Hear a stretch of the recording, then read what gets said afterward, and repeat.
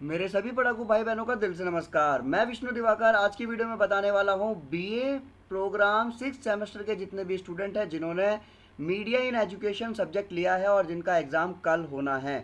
और सभी बच्चों को मैं आपको बता देता हूँ कि ये एक वीडियो, सिर्फ एक वीडियो, वन शॉट वीडियो आपके कल के एग्ज़ाम के लिए रामबाण का काम करेगी। यानी कि अगर आपने ये वीडियो देख ली तो यानी कि कल का पेपर आपका बहुत अच्छा जाने वाला है। तो देरी ना करते हुए वीडियो को स्टार्ट कर लेते हैं। सबसे पहले हम लोग यहाँ पर जिस क्वेश्चन के बारे में चर्चा करने वाले हैं वो क्वेश्चन आपकी स्क्रीन पर है। तो क्वेश्चन स्टार्ट करते हैं सबसे पहले। तो क्वेश्चन है, what is the difference between print media and electronic media. ये क्वेश्चन आपका कई बार पूछा गया है और इंपॉर्टेंट क्वेश्चंस में से मैंने आपको यहाँ पर पूरी पीडीएफ लाकर दे दी है। तो आपको अब यहाँ पर जो है देखना है नॉर्मली कि ये जो क्वेश्चन है उसका आंसर हम कैसे लिखेंगे। बहुत साधारण शब्दों में लिखा हुआ है और मैं आपको ऑलरेडी ऊपर ऊपर से ओवरव्यू दे दूंगा जिससे कि वन शॉट वीडियो में आपका पूरा पेपर कंप्लीट हो सके। कोई भी नोट्स, कोई भी वीडियो देखने की जरूरत नहीं पड़ने वाली है। सिर्फ ये वीडियो आप देख लीजिए और आपका कल का पेपर पूरा अच्छा होने वाला है, ये मेरी गारंटी है। तो चलिए वीडियो को स्टार्ट कर लेते हैं। तो जैसा कि मैंने आपको बताया कि भैया जो आपके सामने क्वेश्चन है कि what is the difference between print media and electronic media, print media और इलेक्ट्रॉनिक मीडिया में क्या अंतर है। तो इसका आंसर आपको कुछ इस तरीके से लिखना है। ये आपके सामने सबसे पहले आप प्रिंट मीडिया का एग्जाम्पल देंगे, यानी कि आप पहले इसका इंट्रो देंगे कि भैया प्रिंट मीडिया जो है ना इसका क्या अर्थ है। ठीक है, तो यहाँ पर हम देख लेते हैं प्रिंट मीडिया का क्या अर्थ है। तो ये मैं यहाँ पर अपना एक जो है पहले पेन सेलेक्ट कर लेता हूँ जिससे कि आपको समझने में जो है आसानी हो और मुझे समझाने में। ठीक है, तो देखिए भैया प्रिंट मीडिया का अर्थ क्या है कि किसी सूचना या संदेश को लिखित माध्यम से एक स्थान से दूसरे स्थान पर पहुंचाने में प्रिंट मीडिया का बहुत बड़ा योगदान है। प्रिंट मीडिया के माध्यम से समाचार पत्र और पत्रिकाएं हैं, यानी कि प्रिंट मीडिया का जो माध्यम है वो क्या है, समाचार पत्र और पत्रिकाएं। प्रिंट मीडिया है क्या कि किसी भी सूचना को या फिर कोई भी एक मैसेज या संदेश है उसको लिखित रूप पर लिखने के माध्यम से एक जगह से दूसरे जगह पर पहुंचाना ही क्या कहलाता है, प्रिंट मीडिया कहलाता है। ठीक है, और ये जो प्रिंट मीडिया है इसका अगर माध्यम अगर हम बात करें तो समाचार पत्र हो गए, पत्रिकाएं हो गई, ये प्रिंट मीडिया के अंदर आता है। अब प्रिंट मीडिया जो है वो एक महत्वपूर्ण भाग है। वो क्या है, एक महत्वपूर्ण भाग है जिसने इतिहास के सभी पहलुओं को दर्शाने में मदद की है। जर्मनी के गुटेनबर्ग में खुले, यानी कि 1856 के अंदर, 1856 में सबसे पहले छापाखाना खुला था। ठीक है, तो जर्मनी के गुटेनबर्ग ने पहले छापाखाने ने संचार के क्षेत्र में क्रांति ला दी थी और जब तक लोगों का परिचय इंटरनेट से नहीं हुआ था तब तक प्रिंट मीडिया ही संचार का सबसे ज़्यादा बड़ा माध्यम माना गया था। तो भैया अगर हम बात करें आज कम्युनिकेशन के लिए, आज हमारे पास में इलेक्ट्रॉनिक डिवाइस हैं, बहुत सारी चीज़ें हैं, इंटरनेट है। ऐसा पहले नहीं था। Earlier when we got freedom in 1947, उससे पहले भी हमारे भारत में कहो या फिर पूरे विश्व में कहो, लोग अगर किसी भी प्रकार का संचार करते थे, कम्युनिकेट करते थे, तो वो क्या करते थे, वो सिर्फ जो है प्रिंट मीडिया के आधार पर ही चीज़ों को समझते थे और जो है विचारों को जो है आदान प्रदान करते थे और जो भी न्यूज़ होती थी उसको वो प्रिंट मीडिया के माध्यम से ही जो है जनता तक पहुँचाई जाती थी। आगे चलते हैं आप जरा।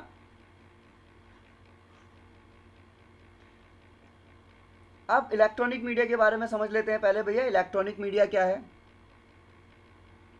इलेक्ट्रॉनिक मीडिया, देखो इलेक्ट्रॉनिक मीडिया मास मीडिया का एक रूप है जो सभी दर्शकों के लिए इलेक्ट्रॉनिक माध्यम से समाचार या ज्ञान को साझा करता है। भैया इलेक्ट्रॉनिक से आपको समझ में आ रहा है कि ये सारा का सारा जो है वो लिखित में तो नहीं है ना। इसमें क्या होगा, इसमें इंटरनेट आ जाएगा, मोबाइल हो गया, लैपटॉप हो गए, ये सारे के सारे आपके इलेक्ट्रॉनिक डिवाइस आ जाएंगे।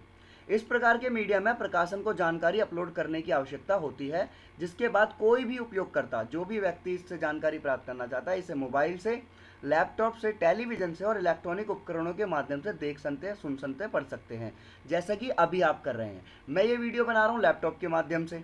ठीक है, लैपटॉप के माध्यम से आप ये वीडियो देख रहे हैं मोबाइल के माध्यम से, और इस वीडियो को ये आप देख पा रहे हैं, सुन पा रहे हैं और पढ़ पा रहे हैं। तो ये क्या है, इलेक्ट्रॉनिक मीडिया है। समझ आ रहा है भैया।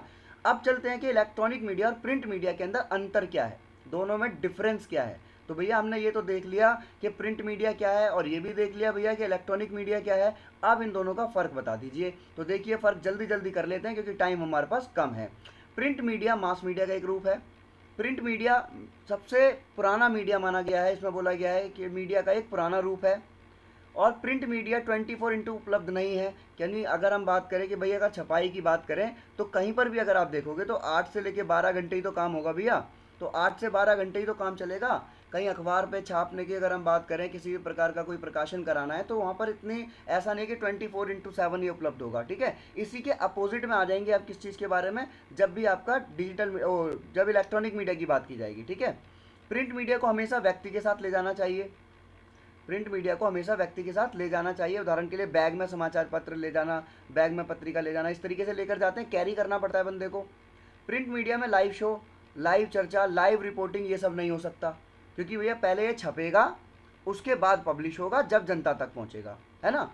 प्रिंट मीडिया अधिक पाठक अनुकूलन है, यानी कि इसको हम पढ़ने में तो बहुत ईजी है, आराम से आप बैठ के उसको चाहे एक बार पढ़ें, 2 बार पढ़ें, 3 बार पढ़ें, आराम से पढ़ सकते हैं।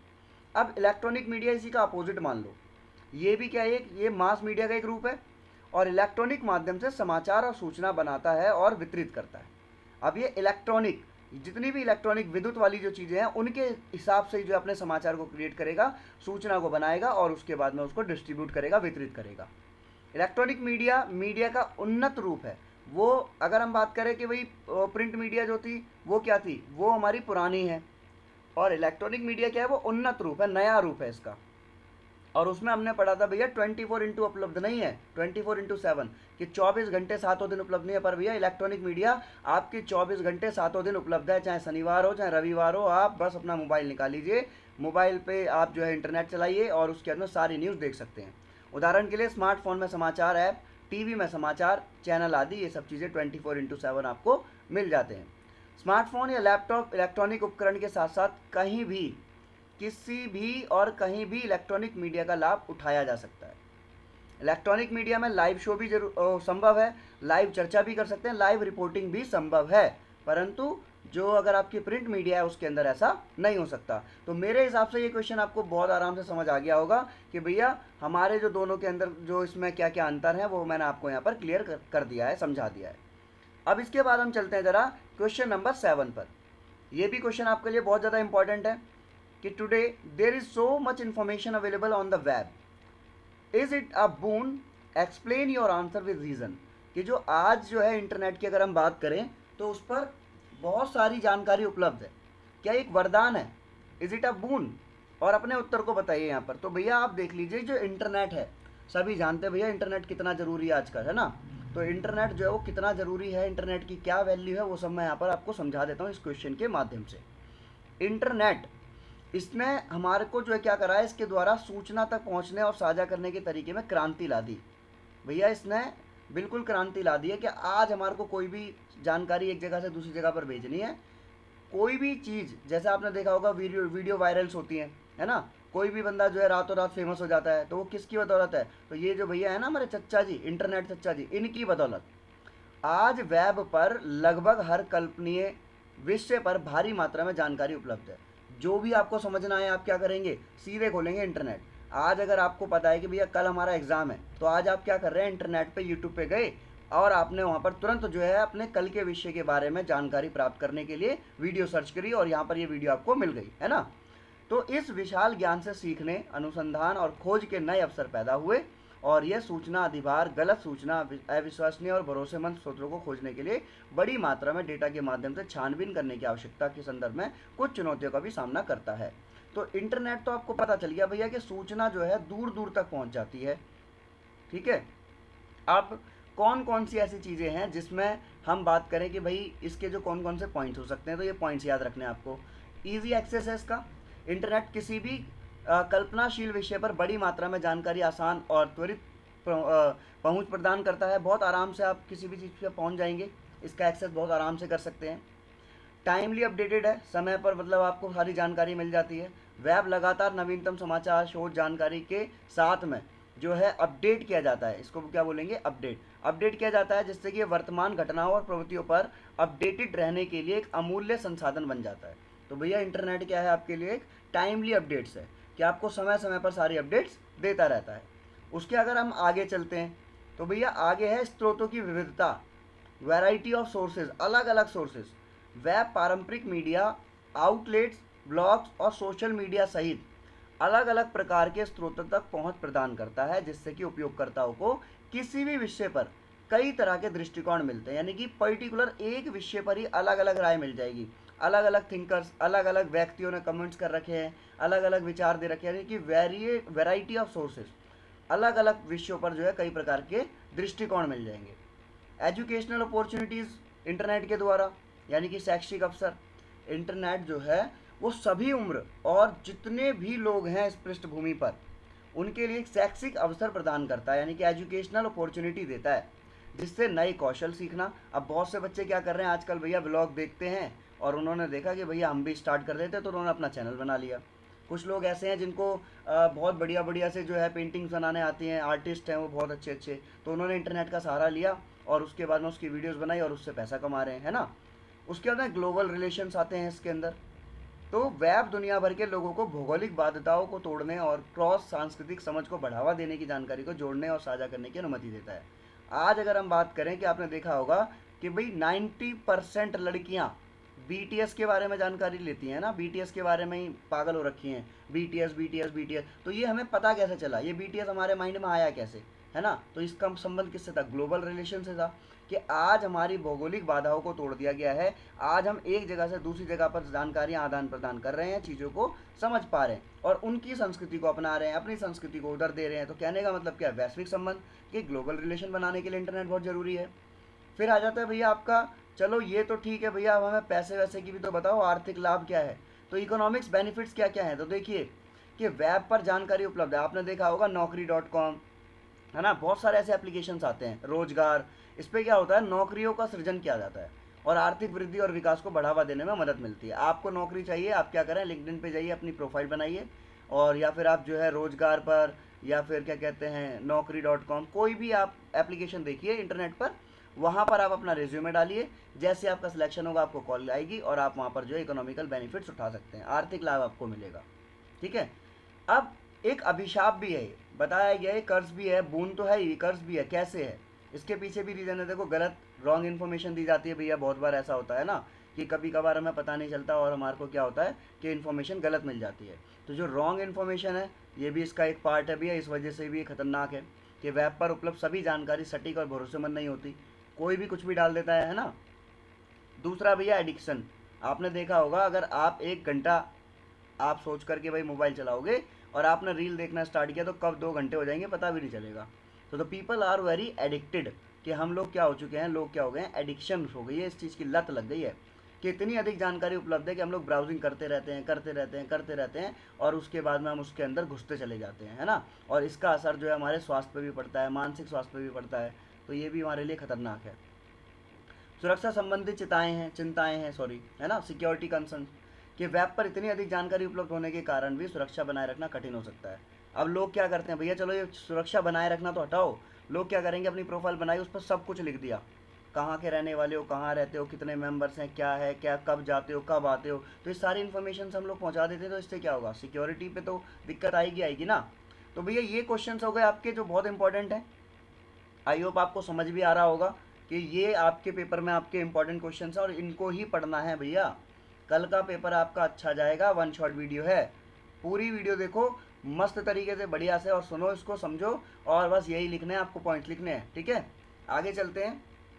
अब इसको बताने के लिए पहले मैं क्या करता हूँ, आपको जो अभी हमने अभी 6th और 7th वाला जो क्वेश्चन कंप्लीट किया है, अब हम करेंगे यहाँ से जो हमारा फर्स्ट से जो स्टार्ट है ना क्वेश्चन, उसको हम लोग यहाँ पे कंप्लीट कर लेते हैं, ठीक है। फर्स्ट क्वेश्चन क्या है मीडिया इन एजुकेशन का, what is communication, discuss it's process in detail. तो भैया ये क्वेश्चन आपका बहुत इंपॉर्टेंट है, जो क्योंकि ये एक आपकी इंग्लिश कम्युनिकेशन की बुक है, उसके अंदर भी आया हुआ है, मीडिया इन एजुकेशन है, इसमें भी आया हुआ है। तो भैया आराम से इसको समझ लीजिए कि व्हाट इज कम्युनिकेशन और discuss it's process in detail, संचार क्या है, इसकी प्रक्रिया बताइए। यह आ जाए आपका role of various elements associated with the communication process, कि संचार प्रक्रिया से जुड़े हुए जितने भी तत्व हैं उनका क्या रोल है वो बताइए आप। तो भैया क्वेश्चन स्टार्ट कर लेते हैं। नंबर 1, सबसे पहले वर्ड लिखा है संचार, इसको बोलते हैं कम्युनिकेशन, जिसका मतलब होता है कि कोई भी इंफॉर्मेशन, किसी भी जानकारी के आदान प्रदान की प्रक्रिया, किसी भी प्रकार, यानी कि कोई भी इंफॉर्मेशन है उसको एक जगह से दूसरी जगह यानी कि आदान प्रदान किया जा रहा है, ये जो प्रोसेस है इसी को क्या बोलेंगे, कम्युनिकेशन बोलेंगे, और हिंदी में इसको बोलेंगे संचार, ठीक है भैया।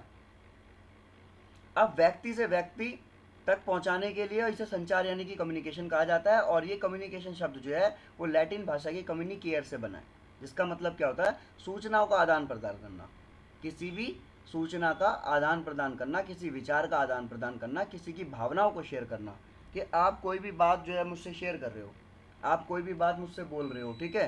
तो ये जो है वो क्या है, कम्युनिकेशन है। मैंने कुछ बोला, आपने सुना, आपने मुझे बोला, तो ये क्या है, अगर मैं अपने विचार बता रहा हूँ या मैं आपको कोई जानकारी, अभी जो मैं आपको पढ़ा रहा हूँ यही सब क्या है, इन्फॉर्मेशन दे रहा हूँ ना, तो ये क्या है, ये कम्युनिकेशन है आपकी, ठीक है। अब यहाँ तक आप समझ लीजिए इसको, ये कम्युनिकेशन है, और बाकी यहाँ से आप थोड़ा सा देख लेना। अब बात करते हैं इसकी प्रक्रिया। तो भैया इसके पॉइंट पॉइंट देख लो आप फटाफट से। सबसे पहला, सेंडर। तो भैया किसी सूचना को दूसरे तक पहुँचाने वाला सेंडर कहलाता है, यानी कि भेजने वाला। और संचार करते समय व्यक्ति अपने विचारों का आदान प्रदान करता है, जिसके द्वारा कुछ बोला जाएगा और सूचना को भेजा जाएगा, इसे सेंडर कहते हैं। बहुत ईजी है, आराम से समझ आ रहा होगा। दूसरा भैया आपका संदेश, अब यानी कि मैसेज। तो सेंडर ने किसी व्यक्ति को संदेश भेजता है, सेंडर जो है, जब मतलब जो बोल रहा है वो किसी को मैसेज भेज रहा है। इसमें वह अपने मन में आए हुए विचारों को उसके सामने लाएगा, और यह एक चित्र या संकेत के रूप में भी हो सकता है वो जेस्चर शो करे अपने, हो सकता है वो कोई पिक्चर दिखा दे, उसके हिसाब से, है ना। फिर आते हैं कोडिंग। अब एनकोडिंग का मतलब क्या है यहाँ पे, संकेतन। जब हम दी गई सूचना इन्फॉर्मेशन को समझने के लिए संकेतों यानी कि जेस्चर का प्रयोग करते हैं। आपने देखा कि भाई मैं आपको बता रहा हूँ, आपको समझ आ रहा है, आपने मुंडी हिलाई, हाँ, नोडिंग द हेड, आपने कहा हाँ सर आ गया है ना, तो इसे बोलते हैं संकेतन। और उसके बाद में आता है आपका मीडियम। भैया किसके द्वारा आप जो है वो चीज़ को वहाँ तक पहुँचा रहे हो। तो भेजने के लिए जिस माध्यम इंस्ट्रूमेंट का प्रयोग किया जाएगा उसी को हम उसको माध्यम कहेंगे, ठीक है। अब इसमें हम एग्जांपल ले लेते हैं कि भाई आपने लेटर के द्वारा किसी को कोई बात पहुंचाई, आपने ईमेल के द्वारा, आपने टेलीफोन के द्वारा, है ना, आपने व्हाट्सएप के द्वारा, तो ये सब क्या आएगा, आपका मीडियम है। फिर आता डिकोडिंग। अब इसका मतलब क्या है कि जब मैसेज आपने बोला अपनी भाषा में, उसको समझने के लिए, मैसेज को प्राप्त करने के जिसको भी प्राप्त हुआ है, अपने ज्ञान और अनुभव के आधार पर संदेश को उसी रूप में समझना जिस तरह की जो सेंडर ने भेजा है ना, जो वो चाह रहा है, उसी को हम क्या बोलते हैं, संकेत वाचन, यानी कि डिकोडिंग। मैंने आपको कुछ बोला और जो मैं आपको समझाना चाह रहा हूँ आप समझ रहे हैं, तो इसी को हम क्या बोलेंगे, संकेत वाचन। आगे चलते हैं। प्राप्तकर्ता यानी कि रिसीवर, रिसीव माने प्राप्त करना, रिसीवर यानी कि प्राप्त करता। सेंड माने भेजना, सेंडर मतलब भेजने वाला, है ना। तो जिसके लिए संदेश भेजा जाता है, जो संदेश को प्राप्त करता है, उसे रिसीवर कहते हैं। ये कोई ज़्यादा बड़ी बात नहीं है, याद हो जाएंगे आराम से। फिर आता भैया प्रतिपुष्टि यानी कि फीडबैक। मैंने जो भी बकबक की, आपको समझ आया नहीं आया, आप मुझे कमेंट सेक्शन में बताइएगा कि सर मुझे ये चीज़ समझ नहीं आई, तो ये क्या होगा, फीडबैक होगा। सर आपने जो भी बताया वो बहुत तेज़ी से बताया, धीरे धीरे बताइए, ये क्या होगा, फीडबैक होगा। सर आपने जो भी चीज़ बताई ना बहुत वैल्यूबल थी मेरे लिए, आप बहुत अच्छा पढ़ा रहे हैं, ये क्या है, फीडबैक है। तो एक प्रकार की सूचना होती है जो कि प्राप्तकर्ता के द्वारा सेंडर को दी जाती है, और इसके आधार पर ही सेंडर ये समझ पाता है कि उसने जो सूचना दी है उसमें कोई बदलाव की ज़रूरत है या नहीं है। इसी को हम क्या बोलेंगे, फीडबैक बोलेंगे। क्लियर है भैया। तो ये पहला क्वेश्चन आपका यहाँ पर क्लियर हो गया, और 2 क्वेश्चन मैं ऑलरेडी आपको पहले भी करा चुका हूँ। अब हम बात करते हैं आगे, एक और क्वेश्चन है आपका, question number 2। Discuss in brief the various type of communications carried out in classroom situation. कि अगर हम क्लास की स्थिति की बात करें, उसके अंदर अलग अलग प्रकार के संचार की जो है चर्चा की जाती है, वो बताइए। या आता है भाई कि differentiate between verbal and non verbal communication, मौखिक और गैर मौखिक, ये भी बहुत इंपॉर्टेंट है। तो इस क्वेश्चन को भी कंप्लीट करते हैं। मैंने आपको बताया भैया टेंशन नहीं लेनी, कल का पूरा एग्ज़ाम आपका होगा और सारे के सारे यही क्वेश्चंस आपको देखने को मिलेंगे। आप आराम से ये वीडियो देखिए, 1 शॉट वीडियो है, आपका पूरा पेपर आराम से निकल जाएगा, ठीक है। अब ये मैं थोड़ा स्पीड में इसलिए पढ़ा रहा हूँ कि आप 2 इंटू 1.5 की स्पीड लगा के देखेंगे, उससे बेटर है कि मैं तेज तेज बोल दूँ, जल्दी जल्दी बोल दूँ, वो समझ आ जाए आपको। अब भैया कक्षा संचार के प्रकार क्या है, टाइप्स ऑफ क्लासरूम कम्युनिकेशन। सबसे पहला आता है भैया आपका वर्बल कम्युनिकेशन, जिसको हम मौखिक संचार कहते हैं। ये ध्वनि और इशारे पर ही संचार नहीं होता, बल्कि भाषा और शब्दों का भी इस्तेमाल किया जाता है। ऐसा नहीं है कि बस आवाज़ आ रही है और इशारे, नहीं, इसके अंदर लैंग्वेज भी प्रॉपर तरीके से यूज़ होगी, वर्ड का इस्तेमाल भी होगा। मौखिक संचार ओरल कम्युनिकेशन में बोलकर मन के भावों को व्यक्त किया जाता है। मैं जो भी बोल रहा हूँ ये सब क्या है, ओरल कम्युनिकेशन है, मैं आपको समझा रहा हूँ जो इसमें नहीं लिखा हुआ। इसमें संचार मुख्य रूप से मेनली बोलकर किया जाता है। बोलकर संचार करने को मौखिक संचार का नाम दिया जाता है। अब कोई भी इन्फॉर्मेशन या कोई डायलॉग एक मौखिक उच्चारण के रूप में बोला गया, और शिक्षक यानी कि जो टीचर है वो मौखिक संचार के माध्यम से छात्र को या पूरी कक्षा को संबोधित करते हैं, है ना। कि भाई मैंने कहा भाई कोई एक टीचर है, उसने क्या करा, एक बच्चे को बोला बेटा खड़े हो जाओ, तो उसने क्या करा, अब वो बच्चा जो है उसकी बात सुनकर खड़ा हो गया, तो ये क्या है, मौखिक संचार है। उसने बस उसको बोला, वर्बली बोला, और उसने सुना और उसने उसका रिस्पॉन्स दिया और वो खड़ा हो गया। तो पहला पॉइंट आपका ही हो जाएगा। दूसरा पॉइंट भी बहुत ईजी है भैया, नॉन वर्बल यानी कि अशाब्दिक। अब इसमें क्या आएगा, इसमें आप जो है वर्ड का इस्तेमाल नहीं कर रहे, यानी कि भावनाओं को अभिव्यक्त करने के लिए या कोई भी हाव भाव या फिर हाथ की हरकत, आंखों का संपर्क, आवाज़ का स्वर संकेत को, है ना, इनका इस्तेमाल किया जाता है। जैसे मैंने कहा ना भाई कि भाई वॉइस टोन, लाइक दिस, मैंने इस तरह का साउंड दिया तो सामने वाला सुन रहा है, हाँ सर क्या हुआ। तो ये एक प्राकृतिक संचार, नेचुरल कम्युनिकेशन का साधन है और अशाब्दिक संचार यानी कि कम्युनिकेशन कहलाएगा। ठीक है, अब इसके जो कॉन्सेप्ट है वो कौन कौन से, जैसे हंसना, मैं हंस के देख रहा हूँ ना, मुस्कुरा रहा हूँ, चीखना, आंखों से इशारा करना, ये सारे अशाब्दिक हैं यानी कि नॉन वर्बल है, इसमें कोई आवाज़ नहीं आ रही है। ठीक है ना भैया, मतलब हम इससे कुछ बोल नहीं रहे, शब्दों का इस्तेमाल नहीं कर रहे हैं, हम सिर्फ अपने जेस्चर्स दिखा रहे हैं, अपने फेस के एक्सप्रेशंस को दिखा रहे हैं, आंखों के इशारों को दिखा रहे हैं, ये सब चीज़ें। अब इसमें कौन कौन से, जैसे कि विजुअल साइन है आपके, कौन कौन सा, पहला पॉइंट दृश्य संकेत, जगह देखने, जैसे हमने देखा होगा कि भाई रेलवे स्टेशन पे, ट्रैफिक पर, ये कौन से होते हैं, ये दृश्य होते हैं, फोटो बनी होती है ना, जैसे रेड लाइट बनी हुई है, ये क्या है, ये भी तो एक संकेत है ना, साइन है ना ये, कि भाई रेड हो गई रुक जाओ, ग्रीन हो गई भाई ओ येलो हो गई तो थोड़ा ठहर जाओ, और ग्रीन हो गई तो चलते बनो, है ना। देखो यहाँ लिखा भी है लाल बत्ती हरी बत्ती, लाइक दिस।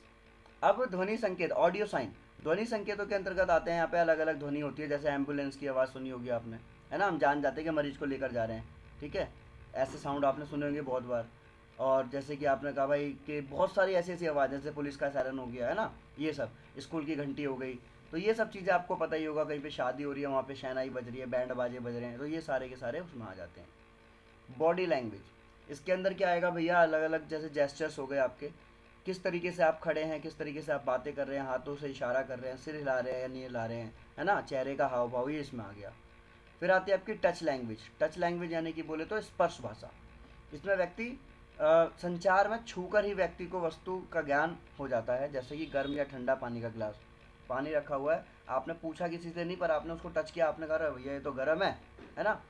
तो इसी को ही, जैसे आपने देखा होगा ब्लाइंड पर्सन जो होते हैं वो ब्रेल लिपि का यूज़ करते हैं, तो वो टच कर कर पढ़ते हैं उसको। ठीक है, उसके बाद में इसमें आता है भैया आपका लिखित यानी कि रिटर्न, ये लास्ट है आपका, इसके बाद में ये क्वेश्चन भी कंप्लीट हो जाएगा। तो भैया आप कितने सारे क्वेश्चन कंप्लीट करा दिए मैंने, छठा और सातवां कराया, पहला और दूसरा कराया, अब ये दूसरा हो गया है, तो 4 क्वेश्चन कंप्लीट हो चुके हैं अभी तक, और सिर्फ 22 मिनट हुए हैं। अभी आप इसमें रुकिए और आपको पूरी की पूरी वीडियो कंप्लीट हो जाएगी, और इस पूरी वीडियो में आपका कल का पेपर कंप्लीट। अब इसमें क्या है, इसमें भैया लिखने की बात की जाती है। इसमें आप जो है, अगर हम बात करें कि पत्र लिखना, है ना, ईमेल लिखना, कोई भी क्विज़ है, फैक्ट्स है, सूचना या इन्फॉर्मेशन को नोट करके देना, लिख कर देना, लिख कर बताना, डायग्राम बनाना, है ना, तो ये सब किस में आ जाएगा, लिखित में आ जाएगा। तो यहाँ तक तो मेरे हिसाब से कोई दिक्कत होने वाली नहीं। उसके आगे भैया करते हैं हम क्वेश्चन नंबर 3 की तैयारी। तो क्वेश्चन नंबर 3 क्या कह रहा है हमारा, what are the various technologies used for communication. अब संचार के लिए जो भी चीज़ें उपयोग की जाती है, अलग अलग प्रौद्योगिकी बतानी है, वो कौन कौन सी है। बहुत सिंपल है भैया, आराम से यहाँ पे पॉइंट्स बने हुए हैं आपके, बस आपको पॉइंट देखने हैं, और बहुत साधारण शब्दों में लिखा भी है, इतना साधारण शब्दों में कि इससे ज़्यादा साधारण तो कुछ हो ही नहीं सकता। संचार के अलग अलग माध्यम, डिफरेंट मीडियम और मीडिया ऑफ कम्युनिकेशन। देखो सबसे पहला ऑडियो मीडिया। अब संचार प्रक्रिया के अंदर ऑपरेटर और रिसीवर दोनों केवल ऑडियो मीडिया के भरोसे पर काम कर सकते हैं, कि शिक्षक केवल मौखिक के माध्यम से बातचीत कर सकता है और छात्र केवल उसको सुनने के माध्यम से नॉलेज प्राप्त कर सकता है। इसको ऑडियो मीडिया कहते हैं। जैसे मैंने कहा, मैं बोल रहा हूँ, आप मुझे कुछ नहीं बोल रहे, मैं सिर्फ बोले जा रहा हूँ और आप उसको समझ रहे हैं, तो ये ऑडियो मीडिया हो गया, है ना, ऑडियो और मीडिया, सॉरी, है ना। उसके बाद में दृश्य मीडिया यानी कि विजुअल मीडिया। अब इसमें क्या है, इसमें बताया गया भाई कोई भी जो है कम्युनिकेशन है कक्षा संचार के अंदर, वो आदान प्रदान हो रही है दृश्य के आधार पर, किसी भी दृश्य के आधार पर। एक सिखाने वाला लिखित या मुद्रित ग्राफिक सामग्री के दृश्य को देखकर संदेश प्राप्त कर सकता है। कि भाई आपने देखा होगा कि अगर मैं, सिंपल सी बात है, मैं आपके सामने कोई एक ये बना दिया, पोस्टर बनाया मैंने ना, इस पोस्टर में मैंने दिखाया कि भाई इस तरीके से ये, है ना, ये मैंने यहाँ पे सिगरेट बना दी और मैंने ये लिख दिया, तो आपको पता चल गया नो स्मोकिंग है ना। तो ये क्या, दृश्य मीडिया, विजुअल मीडिया।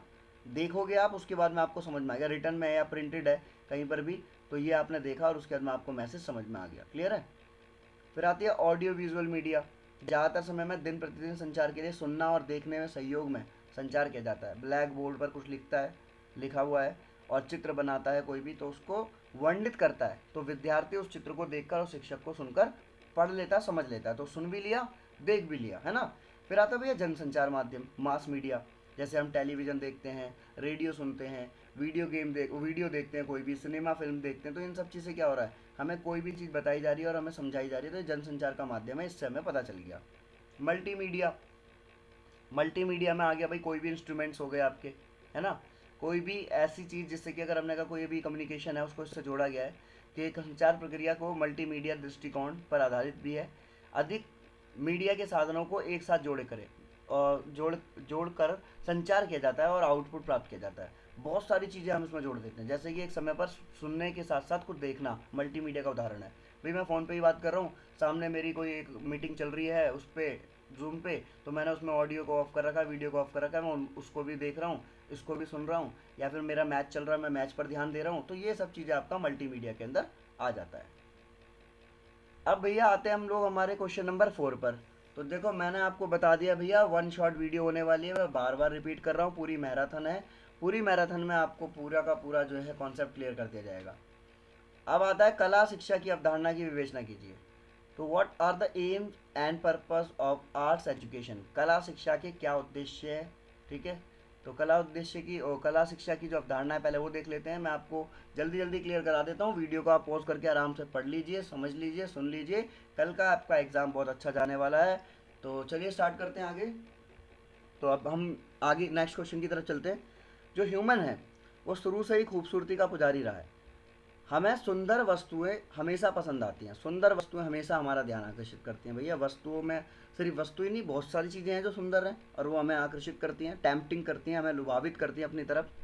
प्रत्येक इंसान हमेशा सुंदर वस्तु की मन में कामना करता है और इसी फीलिंग से वो जो मोटिवेट होकर मनुष्यों ने विभिन्न कार्य किए, जैसे कि संगीत का निर्माण किया कानों के लिए, है ना, बहुत सारी पोएम्स हैं और जिन्हें पोम कहा जाता है, सुंदर इमारतें बनाई हैं, बिल्डिंग बनाई हैं, आंखों को देखकर बड़ा बढ़िया लगता है, टूरिस्ट प्लेस हैं, जाते हैं लोग घूमने के लिए। तो इन सुंदर वस्तुओं के निर्माण की प्रक्रिया को और काबिलियत को ही कला कहा जाता है। क्या कहा जाता है? कला, आर्ट। आर्ट हर जगह सुना होगा ना आपने, आर्ट, है ना।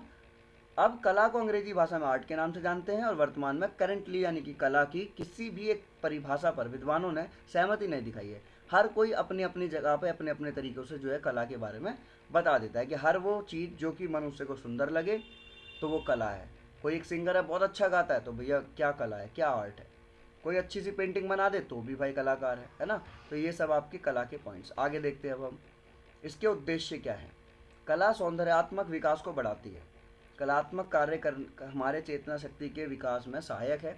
कि कला क्या करती है, जो सौंदर्यात्मक विकास है उसको बढ़ाती है ना। आँखों को प्रशिक्षित करने का अवसर कला प्रदान करती है। आँखों के माध्यम से ही हमारा सौंदर्यात्मक विकास अधिक होता है। जितना ज़्यादा हम लोग भैया मैं कहीं पे पेंटिंग सीखने चला गया और मैं सीख रहा हूँ, मैं वहाँ पे देख रहा हूँ आँखों जो बहुत खूबसूरत पेंटिंग्स हैं, तो वो क्या होगा, तो भाई सौंदर्यात्मक विकास बढ़ेगा ना। कला जो है अभिव्यक्ति हेतु प्रोत्साहित करती है। कला बालक की सौंदर्य चेतना का विकास करके उसे प्रत्यक्ष वस्तुओं के प्रति संवेदनशील बनाकर उसमें एक उत्साह, एक्साइटमेंट भर देती है ना। तो ये भी आपको क्लियर हो जाएगा। यहाँ पर कोई नहीं, बहुत इजी पॉइंट है भैया, आप आराम से पेपर लिख सकते हैं। कला सामाजिक वृद्धि करती है। कला उस समय अधिक भौतिक रूप प्राप्त करती है जब बालक सामूहिक क्रियाओं में भाग लेता है, जब वो कलेक्टिव एक्शंस करता है फिजिकल फॉर्म के अंदर, तो उसमें मूल्यों की खोज करता है वो। इस प्रकार की जो सहायता है वो बालक में स्वस्थ आदतों और सामाजिक गुणों को विकसित करती है, जैसे कि सहायता करना, उत्तरदायित्व किसी का निभाना, अनुभव, एक्सपीरियंस जिसे हम बोलते हैं, रिस्पॉन्सिबिलिटीज़ को निभाना, है ना। तो ये सारी चीज़ें भी कला में आती है। किसी के अंदर बोलते हैं भाई भाई कलाकार बंदा है, इसके अंदर बहुत अच्छी कला है, ये जो है समाज को बहुत साफ रखना चाहता है ना, ये सब चीज़ें फलाना ढिका उनकी मदद करना चाहता है। ये सब कला सीखने को सजीव बनाती है। कला दृष्टि से संबंधित है और यह सीखने की परिस्थिति को भी सजीव बनाती है। विचारों और भावनाओं को भौतिक रूप में देखकर बालक उनको अधिक समय तक मस्तिष्क में याद रखता है। कला सीखने के कार्य को संपन्न करती है। तो ये तो भैया हो गए आपके कला वाले पॉइंट, है ना। अब लास्ट है आपका इसमें, कला सांस्कृतिक प्रदर्शन को बढ़ावा देती है। जैसे कि कल्चर, जितने भी सांस्कृतिक जीवन है हमारे माध्यम से, है ना, ये सब चीज़ें, ड्राइंग हो गया, इसका अनुभव हो गया, इसके करने में मदद जो मिलती है आपको, तो ये सारी चीज़ें हमारी कला में आती है। तो भैया ये आपके क्वेश्चन हो गए। अब उसके बाद में एक और क्वेश्चन देख लीजिए आप लोग कि भैया discuss about various modes of expressions, अभिव्यक्ति के विभिन्न तरीकों के बारे में बताइए। या फिर क्वेश्चन आ जाएगा, why visual and performing arts are essential in education. शिक्षा में दृश्य और प्रदर्शन कलाएं क्यों आवश्यक है? तो ये क्वेश्चन देखो, अब मैं आपको यहाँ पर दिखा देता हूँ क्योंकि टाइम बहुत हमारे पास कम है। तो आप ये आंसर यहाँ पर देख लीजिए, आराम से पढ़ लीजिएगा इसको, वीडियो को रोक रोक कर, ठीक है, क्योंकि फिर मैं आगे आपको और भी क्वेश्चन में बता दूँ। वैसे ये क्वेश्चन ज़्यादा इंपॉर्टेंट आपको नहीं है, पर फिर भी आप लोग देख लीजिए, इसके पॉइंट देख लीजिए। जैसे नृत्य है, डांस, संगीत है, दृश्य कला जो अभी हमने ऊपर पढ़ा था, पेंटिंग, मूर्ति कला, आर्किटेक्चर यानी कि वास्तुकला, है ना। यहाँ तक तो क्लियर है ना। और छठा हमने कर ही लिया था क्वेश्चन भैया, छठा कर लिया था ना सबने, 6 क्वेश्चन कर लिया था, 7th भी कर लिया था। थोड़ा आगे चलते हैं, ये करा था नहीं, ये नहीं करा था ना। क्वेश्चन नंबर 8 को कर लेते हैं एक बार, अब देख लेते हैं। अभी तो बहुत सारे क्वेश्चन हैं हमारे, एक ही वीडियो में आपका सारा सब कुछ है, सर्वगुण संपन्न वीडियो है ये, इसको देख लीजिए, बस काम हो जाएगा कल के एग्जाम के लिए। मैराथन है, मैराथन। तो what is digital media in education, how digital media can be used to enhance accessibility, equality and inclusion in education. शिक्षा में डिजिटल मीडिया का क्या अर्थ है और क्या होती है? शिक्षा में पहुंच, गुणवत्ता और समावेश को बढ़ाने के लिए डिजिटल मीडिया का उपयोग कैसे किया जाता है? तो यहाँ पर हम देखते हैं इसका आंसर। डिजिटल मीडिया का अर्थ अभी हमने ऊपर पढ़ा था कि भाई डिजिटल मीडिया एक डिजिटल डिवाइस या स्क्रीन के माध्यम से साझा की जाने वाली जानकारी है। मोबाइल हो, इंटरनेट, किसी भी चीज़ से अगर हम चीज़ों को साझा कर रहे हैं तो डिजिटल मीडिया कहलाएगी, ठीक है। अब अगर हम बात करते हैं इसके अंदर शिक्षा में डिजिटल मीडिया, तो इसके कुछ पॉइंट्स आएंगे आपके यहाँ पे, पॉइंट देखेंगे। जैसे डिजिटल क्लासरूम है, डिजिटल क्लासरूम शब्द उन कक्षाओं पर लागू होता है जो छात्रों को जानकारी प्रदान करने के लिए आधुनिक उपकरण और तकनीक का इस्तेमाल करते हैं। आजकल क्या है कि पहले के टाइम पर डिजिटल क्लासरूम नहीं थे। पहले क्या था, बोर्ड हुआ करता था, उस बोर्ड पर ही मार्कर तरीके से या फिर चौक से लिखना स्टार्ट करते थे टीचर्स। अब क्या हो गया भैया, अब कोई झंझट नहीं है चौक वॉक की, अब डिजिटल बोर्ड है, आपके पास एक पेन होगा और उसी का जो डिजिटल बोर्ड पे चल सके, और उस पर आप आराम से तुरंत अपनी PDF निकाल लीजिए और पढ़ाना स्टार्ट कर दीजिए, ठीक है। अब जैसे अगर मैं आपको आज ये पढ़ा भी रहा हूँ यूट्यूब पर, तो ये भी क्या डिजिटल ही तो है, ठीक है, डिजिटल टेक्नोलॉजीज़। अब डिजिटल प्रौद्योगिकियों को सभी उपकरणों और सामग्री, संसाधनों, मंचों, सेवाओं और उन लोगों के लिए रूप में परिभाषित किया जाता है जिन्हें डिजिटल रूपों में परिवर्तित या वितरित किया जा सकता है, जिन्हें शिक्षण और सीखने के विभिन्न लक्ष्यों को साकार करने के लिए तैनात किया जाता है।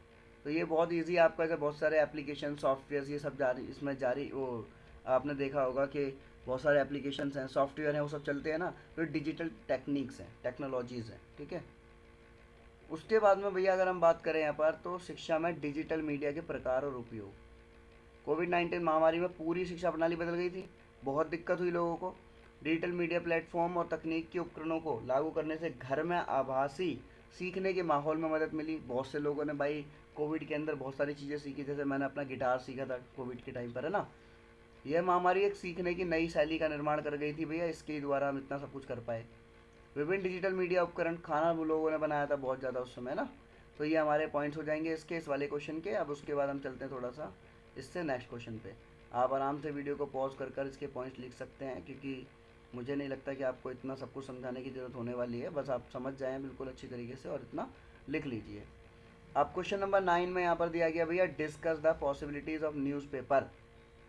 तो जो लोगों के विचारों को आकार देने में अखबार की विषय वस्तु की जो संभावनाएं होती है उनकी व्याख्या करनी है, ठीक है। तो इसमें देखो पॉइंट दे रखा है सबसे पहले, इंटरव्यू के नागरिकता के आधार को व्यापक बनाने में मदद करने वाले विचारों को उत्पन्न करने में समाचार पत्र महत्वपूर्ण भूमिका निभाते हैं। सिंपल सी बात है भाई, सबको पता, सुबह उठते सबसे पहले न्यूज़पेपर पढ़ा जाता है। रूपरेखा, फ्रेमवर्क, समाचार पत्र किसी मुद्दे को एक विशेष तरीके से फ्रेम करते हैं, उनका बताने का तरीका थोड़ा अलग होता है, हम लोग जैसे बताएंगे उसके हिसाब से वो अलग बताते हैं। एजेंडा सेटिंग करनी है कि भाई कौन सा एजेंडा रखना है, ठीक है, किस चीज़ को कवर करना है।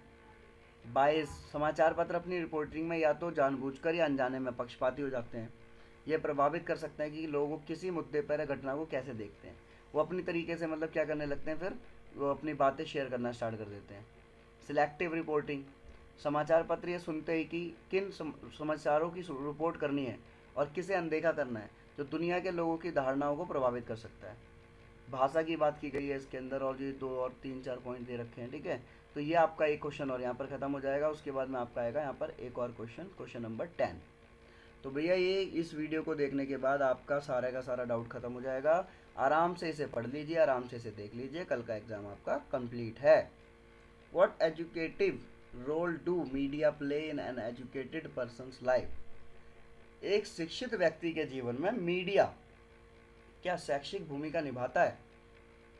एक व्यक्ति के जीवन में मीडिया की क्या भूमिका है? The role of media in the life of an educated person. सबसे पहला है स्टे इन्फॉर्म्ड, यानी कि सूचित रहना। सिंपल सी बात है, आप यहाँ पर पढ़ सकते हो और मैं आपको बता रहा हूँ तो क्लियर हो ही गया होगा। तो यहाँ पर अरे मैंने पॉइंट से छोड़ी थी, हाँ जी। सूचित रहना, महत्वपूर्ण सोच विकास विकसित करना, यानी कि डेवलप क्रिटिकल थिंकिंग, नए विचारों को उजागर करना, अनकवर द न्यू आइडियाज़, मनोरंजन प्रदान करना, प्रोवाइडिंग एंटरटेनमेंट, और दूसरों के साथ जुड़ना, यानी कि कनेक्टिंग विद अदर्स। यहाँ तक क्लियर है? अब भैया उसके बाद में आता है हमारा क्वेश्चन नंबर 11। सिर्फ यही वीडियो देखनी है, मैं आपको फिर बता रहा हूँ। बस इतने क्वेश्चंस कर लीजिए, आप देख लीजिए, समझ लीजिए, पॉइंट्स लिख ले लीजिएगा, जिससे कि आप आराम से सुबह जाते जाते एग्जाम जाते जाते जो है अपना उसे पढ़ लीजिएगा, ठीक है। What do you understand by the term media literacy? How can one ensure? आप मीडिया साक्षरता शब्द से क्या समझते हैं और कोई इसे कैसे सुनिश्चित कर सकता है? ये इसके पॉइंट्स हैं। तो ये मैं आपको यहाँ पर दिखा देता हूँ ऐसे ही, बाकी तो आप पढ़ लेंगे। बहुत इजी है, बहुत सरल भाषा में लिखा हुआ है, कोई भी यहाँ पर आपको टेंशन होने वाली नहीं है। अब उसके बाद में आता भैया question number 12। How do social media platforms work? Do you think they are reliable sources of news? Why or why not? Social media platform कैसे काम करते हैं? क्या आपको लगता है कि वह समाचार के विश्वसनीय स्रोत हैं, और क्यों नहीं है? ये आपको बताना। सोशल मीडिया क्या है, उसके user profile, social content, sharing content, क्या क्या चल रहा है, बहुत इजी भाषा में लिखा हुआ भैया। बस आपको ये सिर्फ देख लेना है एक बार निगाहें भरकर, और अपने आराम से एग्ज़ाम में आप लिख कर आ सकते हैं। अब इस क्वेश्चन के बाद में एक और क्वेश्चन आता है भैया। लोकतंत्र के लिए जाली खबर एक गंभीर चुनौती है। Discuss fake news as a serious challenge of democracy. Why is it important to remain alert about fake news at an individual level? व्यक्तिगत स्तर पर जाली खबरों के प्रति सचेत रखना क्यों जरूरी है? सचेत खाना लिखते हैं यहाँ पे, रखना है, ठीक है। फेक न्यूज़, ये फेक न्यूज़ से सावधान रहना जरूरी है। फेक न्यूज़ का व्यक्तित्व, समुदाय और यहाँ तक कि पूरे समाज पर नकारात्मक प्रभाव पड़ सकता है। कभी कभार क्या होता है ना कि कुछ न्यूज़ ऐसी होती हैं जो बिल्कुल फेक होती है। It is important to be alert about fake news. खबर के स्रोत की पुष्टि करें कि खबर आई कहाँ से है। कुछ लोग बेचते हैं ना, आपको मैं बताता हूँ, जैसे कुछ लोग बेचते हैं कि भैया मोदी जी ने 256 रुपये का रिचार्ज फ्री देने का वादा किया है, 5 लोगों को ये सेंड करो, 10 ग्रुप में सेंड करो, ऐसे ही मैसेज आता है ना। तो खबर के स्रोतों की पुष्टि करने की भैया जो खबर मिली है वो व्हाट्सएप यूनिवर्सिटी से तो नहीं मिली आपको, या इंस्टाग्राम यूनिवर्सिटी से मिली हो। तो इन यूनिवर्सिटीज़ का भरोसा मत रखना भैया। फेसबुक हो गया, व्हाट्सअप हो गया, ट्विटर हो गया, फेसबुक हो गया, व्हाट्सअप हो गया, इंस्टाग्राम हो गया, कुछ भी चलता है इन पे, कुछ भी भेज देते हैं, कुछ भी एडिट करके, है ना। उन्हें आपको बिल्कुल अच्छी तरीके से फैक्ट्स को चेक करना है कि भाई ये है भी या नहीं है, उसके ऑथेंटिसिकेशन के बारे में, यानी कि उसके सबूत के बारे में आपको समझना है, ठीक है। और उसके बाद में यहाँ पर जो है ये आपका लास्ट क्वेश्चन है इसमें। उसके बाद आपके यहाँ पर वीडियो को हम लोग ख़त्म कर देंगे, ये मैराथन आपकी ख़त्म हो जाएगी। उसके बाद में आप देखो यहाँ पर आएगा व्हाट इज़ न्यूज़, ये भी पढ़ लेते हैं थोड़ा सा। How did newspaper become a credible and reliable source of information? समाचार पत्र क्या होता है और समाचार क्या होते हैं? समाचार पत्र कैसे जानकारी के विश्वसनीय और प्रामाणिक साधन बने हैं? समाचार आधुनिक समाजों में हमारी दैनिक दिनचर्या का एक अभिन्न अंग बन गया है। समाचार, भाई सिंपल सी बात है, नाश्ते के दौरान हम जो है काम के लिए तैयार हो रहे हैं तो हम समाचार जरूर पढ़ते हैं या फिर टेलीविज़न चालू कर लेते हैं। समय की पाबंदी, पंक्चुअलिटी की बात की जाती है इसमें। डेप्थ, गहराई की बात की जाती है। अभिलेखागार यानी कि आर्चीव्स, है ना। एक्सेसिबिलिटी यानी कि जो पहुंच होती है वो कहाँ तक है। समाचार पत्र आसानी से मिलने वाला सुलभ और सस्ता साधन है, ठीक है, सस्ता है। वह प्रिंट और ऑनलाइन दोनों से उपलब्ध है, जो पाठकों को व्यापक पहुंच प्रदान करता है। ये सारे हमारे इसके पॉइंट्स आ जाएंगे, ठीक है। तो उसके बाद में हमारा लास्ट क्वेश्चन है ये क्वेश्चन कर लेना आप, ये पेड न्यूज़ क्या है ना, ये सब चीज़ें क्या है। मैंने आपको सारी चीज़ें यहाँ पर क्लियर बता दी है। तो ये 40 मिनट की वीडियो आपके लिए कल रामबाण का काम करेगी। अगर ये 40 मिनट की वीडियो आपने देख ली तो यानी कि आपका कल का पेपर बहुत बढ़िया जाने वाला है। तो अब मेरे को बताइए, आपको कोई दिक्कत है यहाँ पर? नहीं है तो भैया all the best, do your best and forget your rest. और कल का एग्ज़ाम आपका बहुत बढ़िया जाना चाहिए all the best, good luck, best of luck, और आगे की जानकारी के लिए बने रहिए हमारे साथ। Thanks for watching.